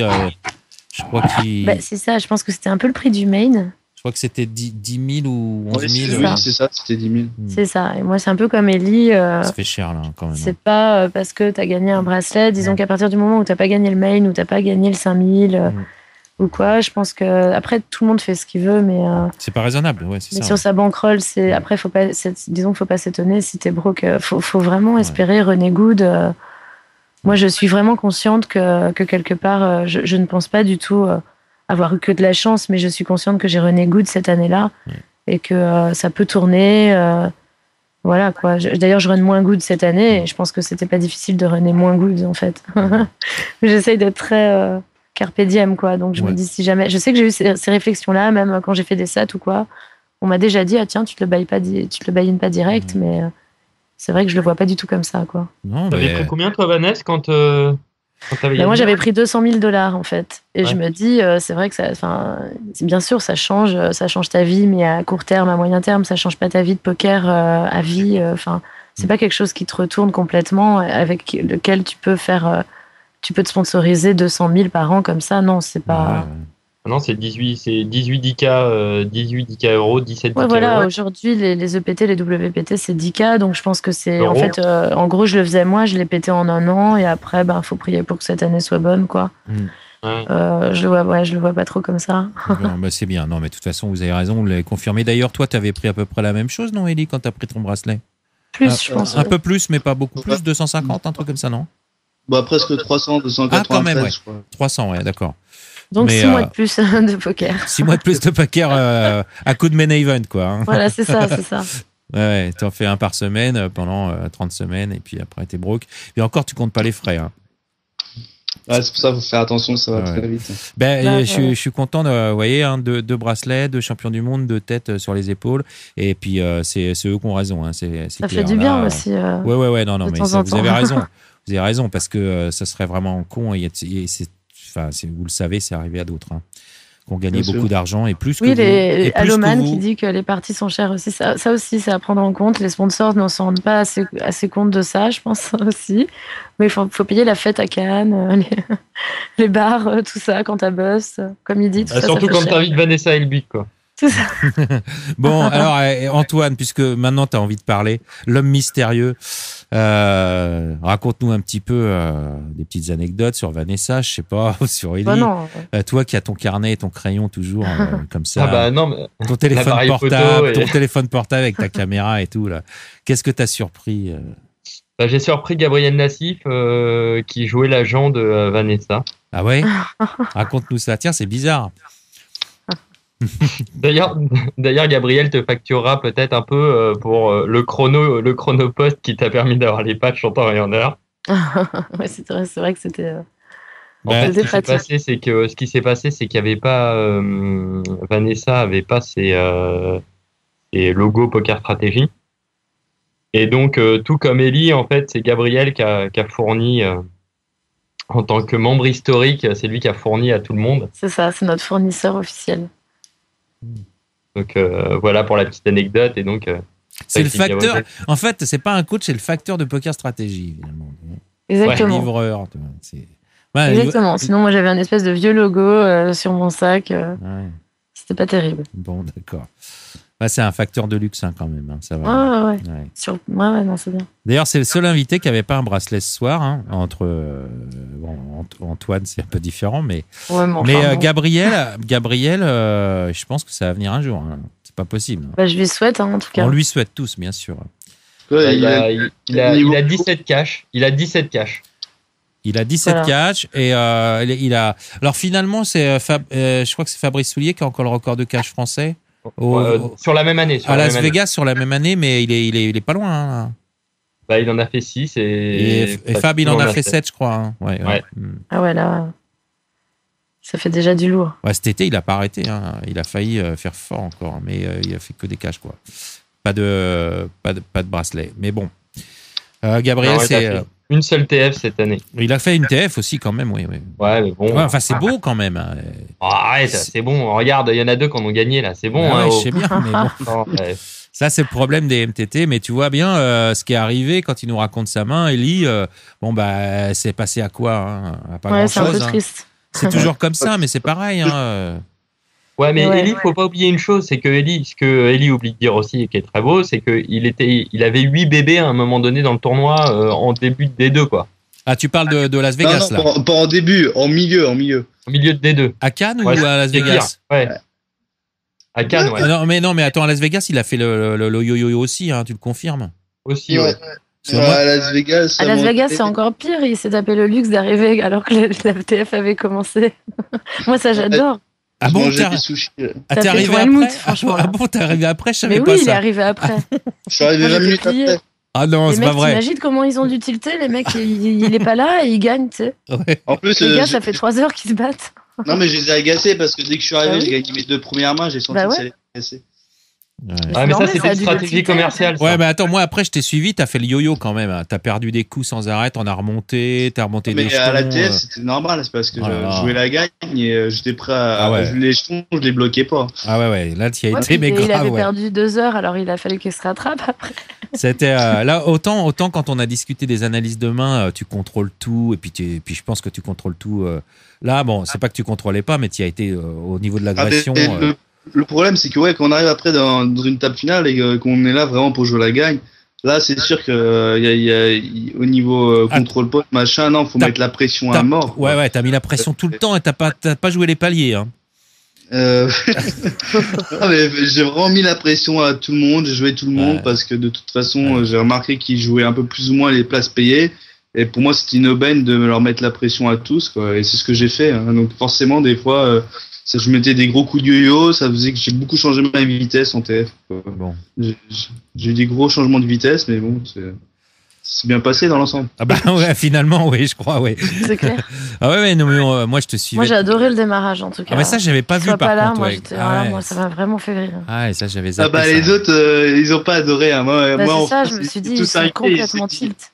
Il s'est dit, mais attends, le gars, pour qu'il loupe son entrée, le début de la TF, il lui est arrivé un problème. Donc, ils se sont imaginé le pire, et ça m'a un peu embêté pour mes proches, parce que, j'étais quand même anxieux, quoi.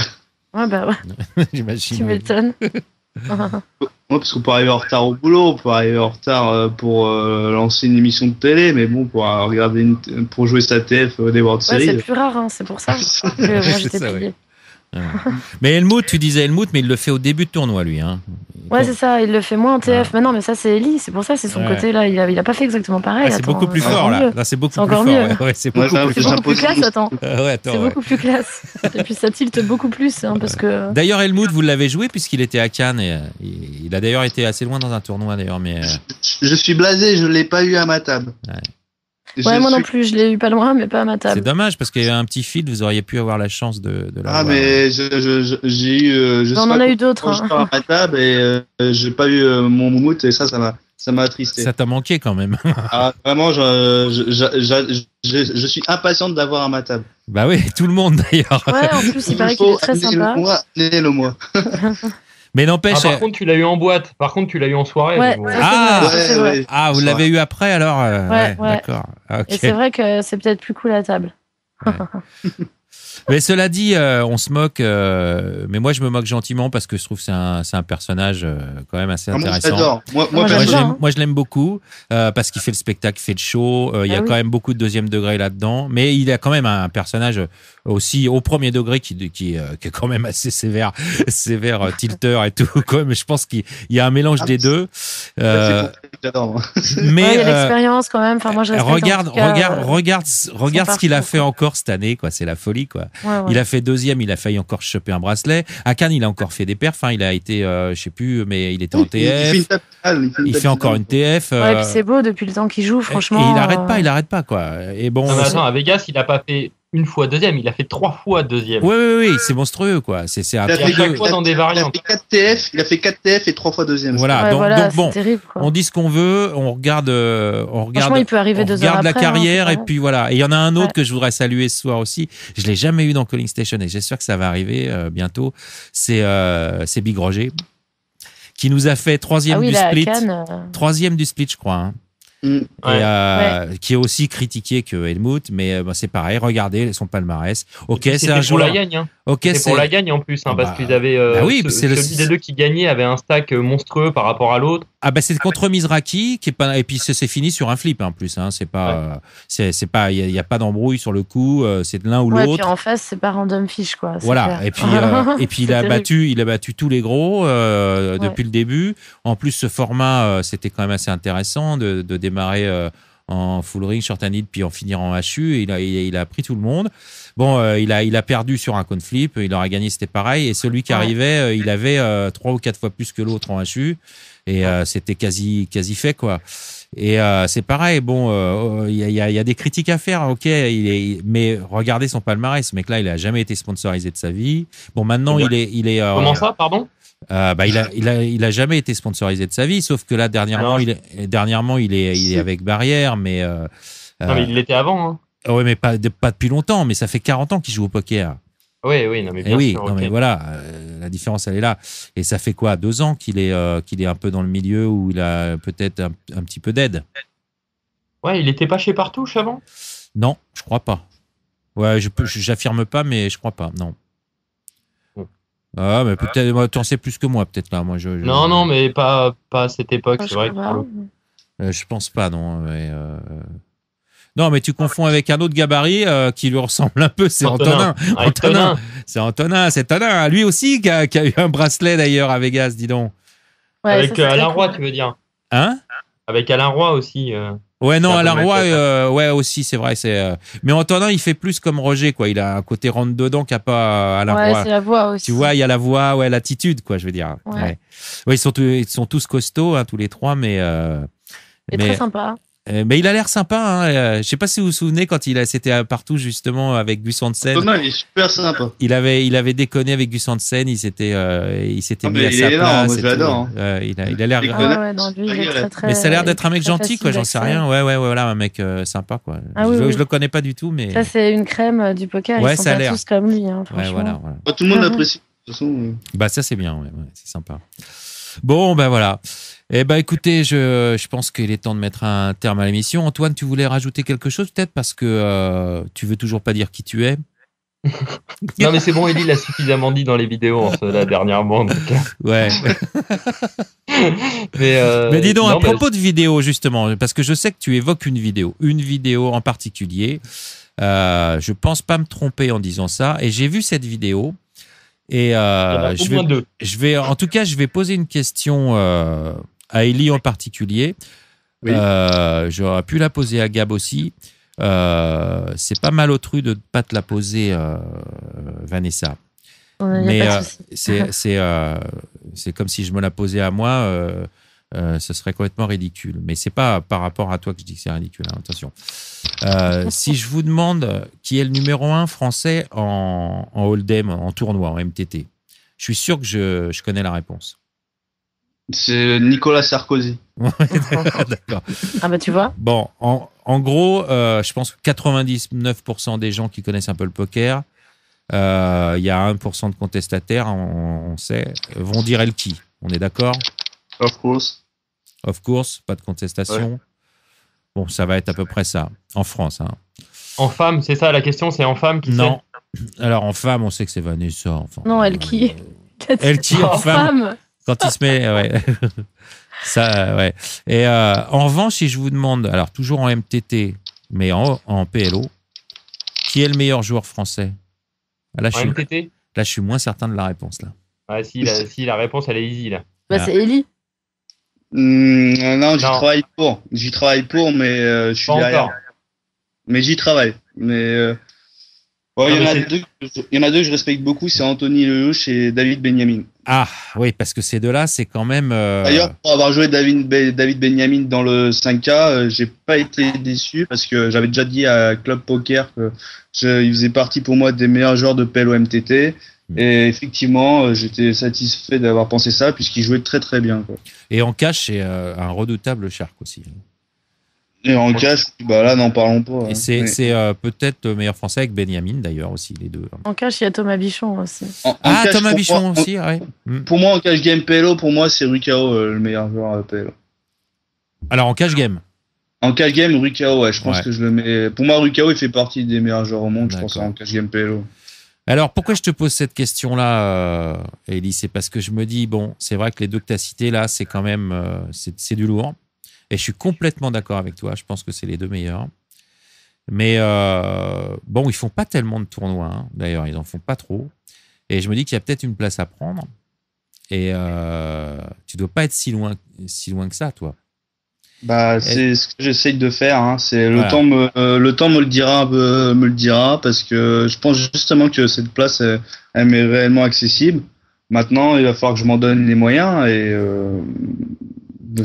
après, tu vois ce que je veux dire? C'est aussi dans l'image. C'est-à-dire qu'aujourd'hui, quand je dis qu'il y a une place à prendre, quand tu dis No Limit Hold'em, tournoi français, tout le monde appuie sur le bouton et dit Elki. Si tu dis PLO, tournoi, là, on commence à réfléchir. Et puis, effectivement, on va trouver Anthony et puis David Benjamin. Ça, c'est évident. Mais t'as vu, il faut qu'on parle, quoi. Tu vois, il n'y a pas de bouton qui s'enclenche. De raison à ça. Non, mais de raison à ça. Médiatiquement, c'est vachement moins médiatisé. Mais c'est ce que j'allais dire. C'est la raison, elle est médiatique. Mais s'il y a, oui, mais attends, Elie, quand il prend un bracelet, déjà, il y a une médiatisation. Il y a un truc. C'est un champion du monde. Tu vois, c'est-à-dire, il y a déjà un derrière. C'est pas toi qui connais un petit peu le business qui va me dire le contraire. Ça va tellement aider ça à l'image. Évidemment. Oublie pas une chose, Iti, c'est que David Benjamin, il a quand même chopé le bracelet au 10K PLO, quoi. Ouais, bien sûr. Ouais. Non, mais on l'a cité, d'accord. Mais c'est juste qu'en France, il était moins présent. Donc mais en plus, il habite aux États-Unis aussi. Il joue beaucoup aux États-Unis. Il n'est pas présent sur le territoire français. Exactement. Non, mais c'est pour ça comme Vanessa Rousseau, hein, pour la plupart des gens, quand même, il est presque plus français, quoi. Vanessa Rousseau?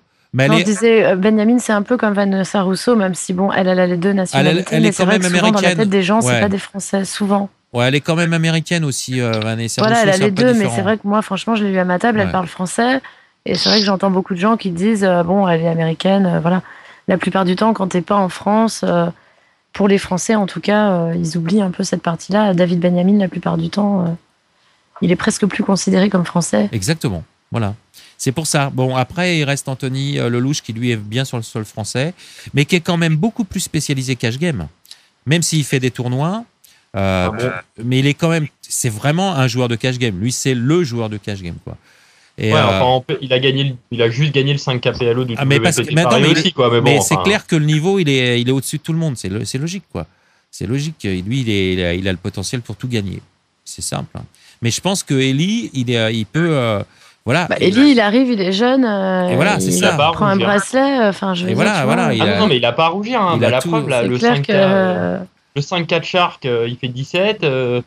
Le 5K au WPT Paris, il fait 12e. Non, mais c'est sûr. Alors, c'est pour ça que moi, la question, c'était ce qu'il y avait dans la tête d'Elie. Et il a répondu, il y pense. Et c'est bien d'ailleurs. Mais est-ce que tu travailles pour ça? C'est-à-dire, est-ce que tu as un objectif? Est-ce que ton jeu, tu le revois je le revois continuellement. C'est... Voilà, dès que je suis dans un tournoi, si j'ai des doutes sur des mains que j'ai jouées ou que j'ai vues, j'en parle à d'autres joueurs du circuit qui sont aussi très calés au niveau PLO. Et ça me permet d'avoir des réponses à des questions que je me pose.